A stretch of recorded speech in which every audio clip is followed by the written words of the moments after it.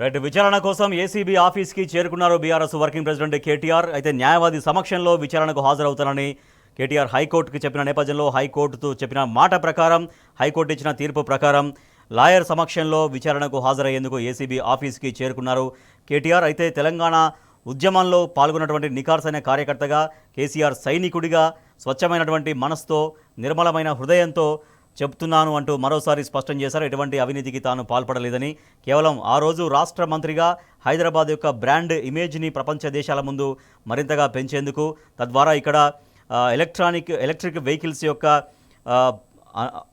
ప్రాచుర్యాన్ని మరింతగా పెంచేందుకు, వాటి అవసరాన్ని అవగాహన కల్పించేందుకు, ఎలక్ట్రిక్ వెహికల్కి ఒక హబ్గా హైదరాబాద్ను మార్చేందుకు ఒక గొప్ప ప్రయత్నం చేశాం.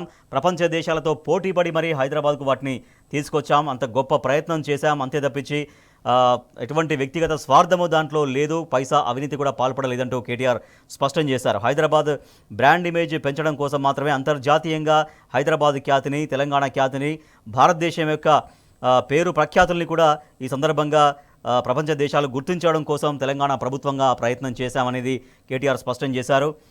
ఎన్నో ప్రయత్నాలు చేసిన తర్వాత కానీ ఫార్ములా ఈ రేస్ ఇక్కడికి రాలేదు. ఇండియాలో హైదరాబాద్ ప్రపంచ దేశాల ముందు హైదరాబాద్ అనేది గొప్ప నగరంగా వర్ధిల్లడం కోసం ఫార్ములా ఈ రేస్ దోహదపడింది. దాంతో కొన్ని వేల కోట్ల పెట్టుబడులు రాష్ట్రానికి ఆకర్షించగలిగామంటూ కేటీఆర్ స్పష్టం చేశారు.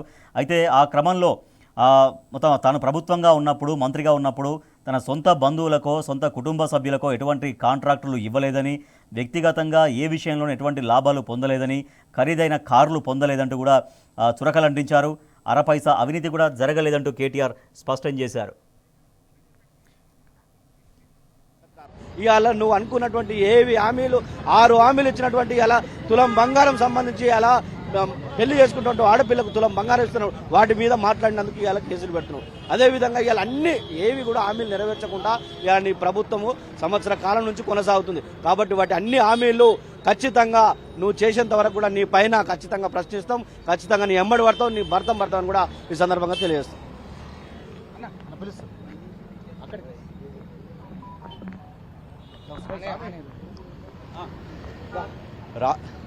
రాష్ట్రంలో ఉన్నటువంటి ఏ చిన్న పిల్లగాని అడిగినా కూడా చెప్తాడు ఇవాళ ఉన్నటువంటి పరిస్థితి ఏందనేది. కేటీఆర్ గారు ఈరోజు రాష్ట్రంలో ఉన్నటువంటి ఈ కాంగ్రెస్ ప్రభుత్వ వైఫల్యాలను, అసమర్థతను ఎండగడతా ఉన్నారు. ప్రతి వేదిక మీద ఈరోజు ఈ వైఫల్యాలను ఎండగడతా ఉన్నాడు. కాబట్టి రేవంత్ రెడ్డికి, ఆయన మంత్రివర్గానికి, ఈరోజు ఈ కాంగ్రెస్ ప్రభుత్వానికి నిద్ర లేకుండా చేస్తున్నటువంటి పరిస్థితి ఉన్నది. కాబట్టి ఈరోజు కక్ష గట్టి కేటీఆర్ గారి మీద ఏ విధమైన పసలైనటువంటి లొట్టపీస్ కేసు పెట్టి ఈరోజు ఇట్లాంటి పరిస్థితికి తీసుకొచ్చే ప్రయత్నం చేస్తా ఉన్నారు. ఇవాళ కేటీఆర్ గారిని అరెస్ట్ చేద్దామనుకుంటున్నటువంటి రేవంత్ రెడ్డి ప్రభుత్వం గుర్తుపెట్టుకోవాలి. కేటీఆర్ గారి స్ఫూర్తితోని గత సంవత్సర కాలంగా కేటీఆర్ గారు ఎన్నో వేదికల మీద ప్రభుత్వ వైఫల్యాలను, అసమర్థతను ఏ విధంగా అయితే ఎండగట్టిరో అదే స్ఫూర్తితోని ఈరోజు వేలాది సంఖ్యలో ప్రతి ఒక్క బీఆర్ఎస్ పార్టీ కార్యకర్త ఒక కేటీఆర్ గారు లెక్కున్నారు. ఈరోజు కేటీఆర్ గారి గొంతు నొక్కే ప్రయత్నం మీరు చేస్తే వేల సంఖ్యలో అదే గొంతులు ఈరోజు బీఆర్ఎస్ పార్టీలో లేస్తాయి. ఈ ప్రభుత్వానికి ఇదే నిద్రలేని రాత్రులు కొనసాగుతాయి. ఇదే విధంగా 420 హామీలు కావచ్చు, 6 గ్యారంటీల అమలు కోసం ఎప్పటికప్పుడు ప్రతి ఒక్క కేసీఆర్ సైనికుడు, బీఆర్ఎస్ పార్టీ కార్యకర్త, బీఆర్ఎస్ పార్టీ నాయకులందరూ కూడా ఎప్పటికప్పుడు ప్రతి వేదిక మీద ఈ ప్రభుత్వాన్ని ఎండగడుతూనే ఉంటారు. ఖచ్చితంగా ఈ ప్రభుత్వం తీసుకుంటున్నటువంటి ఈ నిర్ణయం అనేది ఖచ్చితంగా వాళ్ళు కొర్వీతో తలకోకుంటున్నటువంటి పరిస్థితి ఇలా కనిపిస్తా ఉన్నది. కేటీఆర్ గారి మీద వాళ్ళు తీసుకుంటున్నటువంటి కక్ష సాధింపు చర్యలు ఇవన్నీ కూడా ప్రతి ఒక్కరు ఈ రాష్ట్రంలో గమనిస్తా ఉన్నారు. 4 కోట్ల మంది తెలంగాణ ప్రజలు గమనిస్తా ఉన్నారు. దీనికి ప్రజాక్షేత్రంలో ఖచ్చితంగా ఈరోజు రేవంత్ రెడ్డి, ఆయన ప్రభుత్వం ఖచ్చితంగా మూల్యం చెల్లించుకునేటువంటి పరిస్థితులు కూడా ఉంటాయి.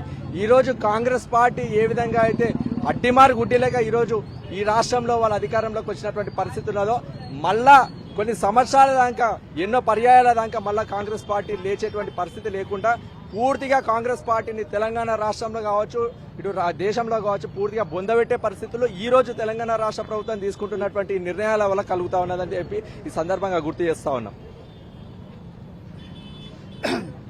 ఈరోజు రేవంత్ రెడ్డి గారు ఎన్ని కుట్రలు చేసినప్పటికీ కూడా, ఎన్నిసార్లు ప్రయత్నం చేసినప్పటికీ కూడా తెలంగాణ ప్రజలు 6 గ్యారంటీలు అమలు చేయమంటే కేటీఆర్ గారిని 6 సార్లు అరెస్ట్ చేసే ప్రయత్నం చేస్తా ఉన్నారు ఈ రేవంత్ రెడ్డి ప్రభుత్వం.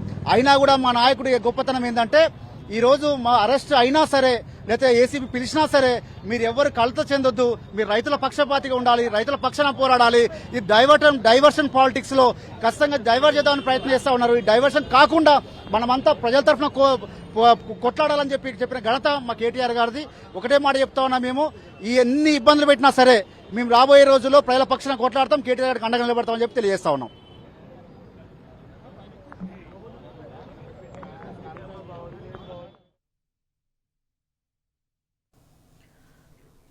Right. BRS working president KTR ACB విచారణకు హాజరయ్యారు. న్యాయవాది రామచంద్రరావుతో కలిసి ఆయన ఏసీబీ కార్యాలయం లోపలికి వెళ్లారు.